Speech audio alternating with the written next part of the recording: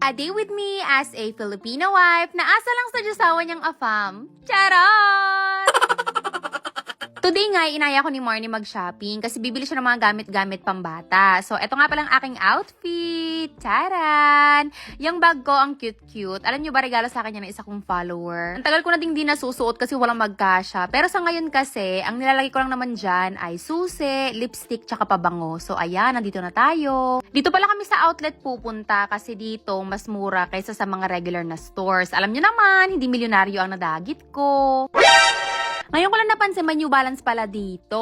Tapos, ayan na si Sad, magpapabili na agad ng pagkain. Hindi pa kami dito nakaka 30 minutes. Dumiretso na kami sa Nike kasi doon lang namin imimit si Marnie. Magtitingin-tingin kami ng mga t-shirt o mga kung ano-ano. Wala namang balak bilhin, magtitingin-tingin lang. Ilang beses na rin ako pabalik-balik dito sa outlet pero hindi ko pa rin pinapasok ang Aldo. Natatakot kasi ako sa sarili ko. Ang dami kasing magagandang bag tsaka mga sapatos dyan. Pumasok muna kami dito sa Nike kasi bibili daw ng socks yung anak ni Marnie, si Tristan. Tapos nagtingin na din ako ng mga damit, ganyan. Yung mga t-shirt kasi minsan dito naka-sale. Kunwari, $20, dalawang piraso na. So, ayun, bumili ako ng 2 piraso. Tsaka ang style ko dito mga bakla para makatipid kapag may nabetan ako. Doon ako sa pangbata na panglalaki ang kinukuha ko. XL, ganyan. Yung mga pang 12 years old. Kasyang-kasya sa akin yan, tas mas mura pa. Kaya nga pala excited din ako pumunta dito dahil si Diyosawa ko nagpapabili ng sapatos na binili ko sa kanya dati. Hindi ko alam kung napanood yung dati kong vlog na meron siyang bet na sapatos pero di niya daw mahanap. Na nahanap ko in less than 5 minutes. So, eto siya. Gustong-gusto niya kasi sobrang komportable sa paa. Yung binili ko sa kanya, hindi niya pa nabubuksan. Pero minsan kasi ang mga sapatos, kapag nabenta na lahat, hindi na sila nagre-restock. Nagustuhan niya talaga. So, ayan, napabili ulit. Ako naman sobrang natutuwa kapag nagpapabili sa akin ng something yung Diyosawa ko. Kasi feeling ko, kahit papano, nai-spoil ko na din siya kasi grabe siya sa akin kapag may mga gusto ako. I mean, hindi naman niya ibibigay lahat pero itatry niya. Hindi kami mayaman pero alam mo yun, kapag may gusto ako, gagawin niya ng paraan. Nasayin, tumambay muna kami dito sa may Puma, may aircon, habang hinihintay si TJ. And then, pumunta na kami ng, ano kasi to? Nakalimutan ko na, Colombia yata. Nagtitingin kami ng mga gamit pang baby. Ang cute-cute ng mga damit, oh. Wala nagustuhan si Marnie doon sa kabila, kaya pumunta na kami dito sa may Gap. And ayan, sobrang gaganda ng mga damit pang bata. Ang cute-cute. Tapos naalala ko nung maliit pa si Sab, sobrang cute-cute niya, napakadaldal, ganyan, ang daming tinatanong. Tapos medyo nasasad ako kasi nung bata siya, parang feeling ko hindi ko naibigay yung mga dapat ibinibigay ng magulang sa anak. Pero, ayun, tinatry ko naman bumawi ngayon. Sobrang happy nga ako mga bakla kasi sa akin nagpasama si Marnie magtingin ng mga damit. Alam mo yung wala pa yung baby niya pero parang super excited na ako. Yung ini-imagine ko na nakasuot na yung baby sa mga damit na pinipili namin. Tapos, ayun, bigla ako nalungkot na naman. Nakita ko yung face ni Sab, naalala ko nung maliit pa siya. Binibilan din naman siya ng mga magulang ko and binibigyan din siya ng mga tita ko, ganyan. Pero syempre, as a mother, I wished na sana ako yung nakapag-provide sa anak ko. Yung mga bagay na dapat ako yung bumibili, ako yung nagbibigay, ganyan, hindi ko nagawa. Pero bumabawi naman tayo. So, ayun na nga, nagpasama si Marnie, pero bakit parang kami ang sinamahan niya? Nag-ikot-ikot lang kami dito sa may Gap, tas may nakita akong mga, sweatpants. Wala kasi akong masyadong ganyan, tapos madalas sa Ross ako bumibili. Sakto nakasale naman, so nandito kami sa pambata, sa mga panglalaki. Kumuha ko ng XL, kasyang-kasya sa akin. Tapos sale pa. So, kumuha ko 2. Tapos isa, binili ko din ng sweatshirt tsaka sweatpants. Kahit pa paano may mga perks din ng pagiging maliit. Kasi yung katawang ko, pang 12 years old na pang lalaki. Kaya pagdating sa mga damit, ganyan nakakatipid ako. Kasi kung bibili ako dun sa pang adult, yung XS, ang laki-laki sa akin. Tapos, mas mahal pa ng mga $20. Dito, pasok sa budget. Kahit sa mga sapatos, hindi na ako bibili sa mga, women. Doon na ako sa may mga kids. Pero yung pang lalaki talaga. Pagkatapos namin dito, pumunta na kami sa food court. Nagpahinga lang kami, tapos nagpahangin kasi sobrang init sa labas, tapos ang daming tao. And then dumiretso na kami sa coach. Meron akong bag na namataan, pero nakita ko siya online. Parang hindi yata available dito. Sa retail stores lang yata. So, ayun, nagtingin-tingin lang kami ni Marnie. And ayan, tingin naman napakasosyal naman ng lalagyan ng payong nila. And then, meron akong nakitang sling bag. Sling bag talaga, ang ganda oh.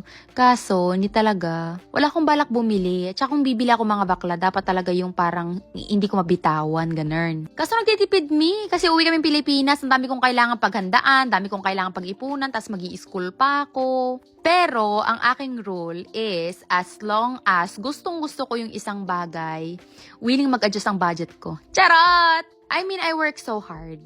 Masipag ako magtrabaho. So, kapag may isang bagay na gustong-gusto ako, talagang I'll get it. Pero hindi lagi syempre may ano pa din naman, may limit. O so nagsukat-sukat lang kami ng mga bag dito kahit di naman kami bibili. Maganda itong mga gantong eksena, pero ang black kasi for me is bagay sa gold, hindi sa silver. Kanya-kanya namang ano yan, baka awayin nyo na naman ako dahil iba ang bet ko. Nakalimutan ko pala i-mention sa inyo mga bakla na kaya maraming tao ngayon ay dahil Sunday at saka Memorial Day. So pag gantong mga anes, may mga discount. Gusto ko pala i-shoutout yung nagbigay sa akin ng bag. Nakalimutan ko na yung pangalan, sorry. Pero sana natatandaan mo tong bag na to na binigay mo sa akin noong 2021.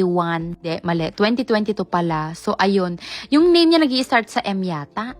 Binigay niya sa akin nung nagtatrabaho pa ako sa AT&T kasama yung kapatid niya tapos may dalang Jollibee. Thank you so much! I love you! Huling-huli sa camera. Pinapasok na yung bag doon sa paper bag.